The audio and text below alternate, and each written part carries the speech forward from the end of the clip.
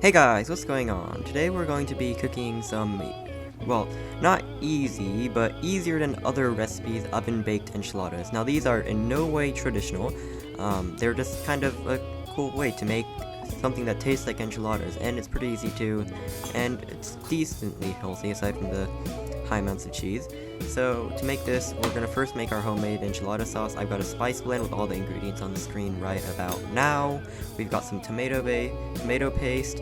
I've got some veggie broth, and the veggie broth I just took from some bouillon cubes. I've got some white vinegar, and I got some olive oil, and that's really all you're gonna need. Now we're going to be going over to the stove, and we're just going to heat it up over medium heat. And we're gonna first put in a good few tablespoons of olive oil. I just put around a tablespoon and a half. It looks like a lot more because I kind of messed up measuring it. Once a bit of the spice blend dropped in, actually sizzles, throw in all your spice blend and just kind of sizzle it up until it's nice and fragrant, and it's turned into like kind of thick paste, which will be the base of our enchilada sauce. So we're just going to kind of sizzle it off and constantly stir so it doesn't stick to the bottom of the pan and burn. And after a while, you'll see that it becomes kind of liquidy, really nice smelling. It actually just smells like Mexican food. Best way to describe it. Then drop in 2 tablespoons of your tomato paste, and then just kind of stir it around for a while. Let the tomato paste cook up. It really adds some nice tomatoey flavor without taking much time to actually cook down. Then slowly drizzle in your vegetable broth without actually, don't throw it in all at once, or else the sauce will become super watery and messed up. This will make a nice thick creamy enchilada sauce. Now just stir it and let it simmer off for a while until it becomes nice and thick, like enchilada sauce is. It should be the same consistency as that canned stuff. Just wait until it cooks down, taste it. It should always taste kind of under-seasoned because, it's enchilada sauce. When you cook it down, it's going to be much more flavorful. And it'll thicken when you let it cool down, so just transfer it off the heat when you think it's a bit too thin.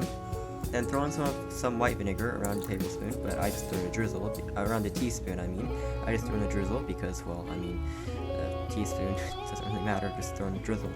And just kind of whisk it, mix it up, and then you're done. That's your enchilada sauce. Alright, now we're going to be just making our salsa. So first you want to eighth some tomatoes, and then scoop out as much as you can. These make this salsa really watery, and you want to take them out early if you can.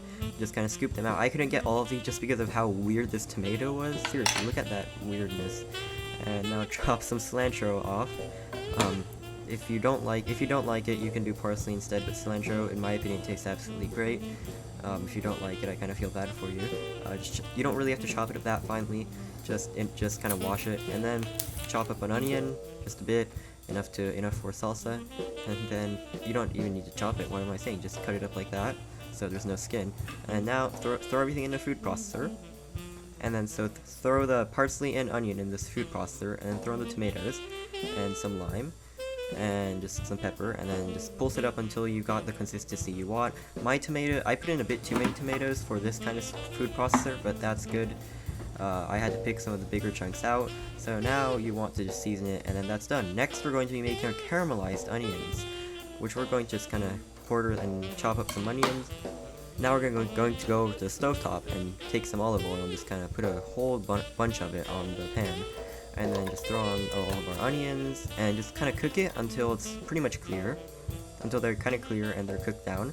I'm just going to put in some bit more olive oil because it really makes it taste nice. And I'm putting my chicken on top of the onion because it adds some of that nice oniony taste to it. And then while we let that cook, we are going to work on our next part, which is our cooked corn. So I'm going to just kind of chop off the ends of the sides of the corn in this kind of flat, low-walled kind of tray.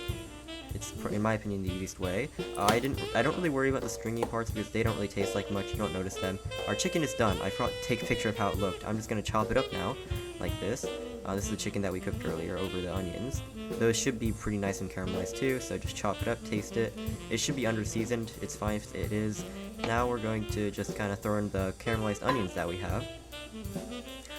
We're also going to throw in a good bit of our enchilada sauce, and then just mix it up a ton. Just mix it, and then taste it for seasoning. Still should be under-seasoned. It should just have that taste of enchilada sauce. Now we're going to assemble. So put all the enchilada sauce on the bottom of the pan. Just a good bit, not all of it. And then just kind of smear it. This should make the bottom of the tortillas nice and soft. you should probably put more than I did. So just kind of roll them up, put some chicken, put a ton of cheese, and I kind of ran out of cheese at the very end, but you probably want more cheese than I did. And just throw in all of your blend, your really delicious chicken and cheese tortillas. And then I actually didn't make enough. You probably should make more. I just sprinkled some cheese on top, and into the oven it goes at 350 degrees. While we do that, in the same pan that you made the chicken and onions, throw in a good bit of butter. I threw in about 2 tablespoons. Throw in your corn and then fry it up. All the taste from the chicken and onions should go into the corn and make it taste nice and nice. Oh god, I'm a mess today.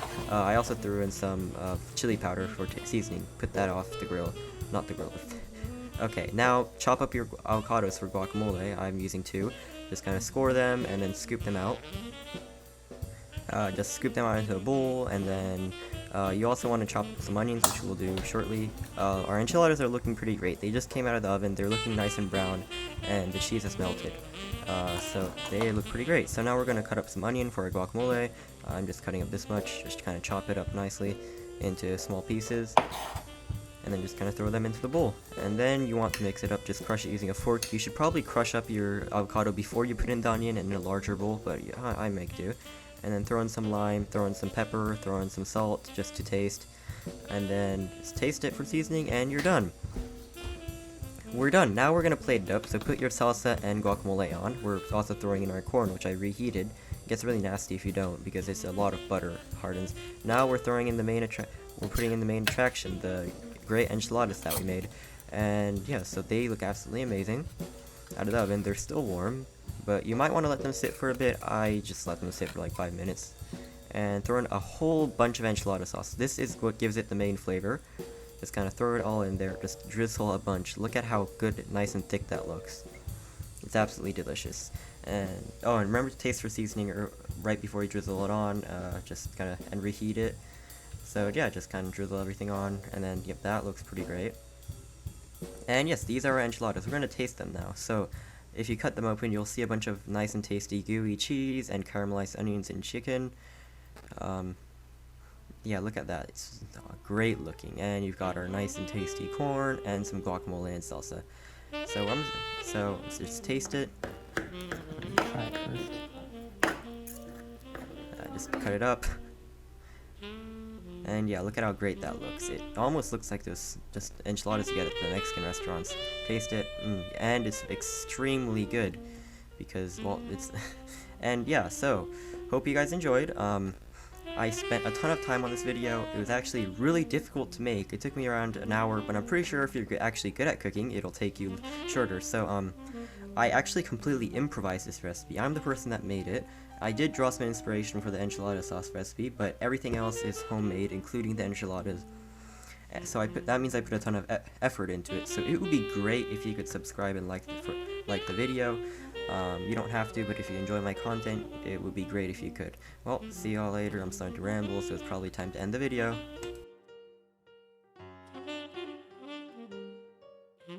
Also, hey, I also made a new gaming channel. Just check it out. Link in description.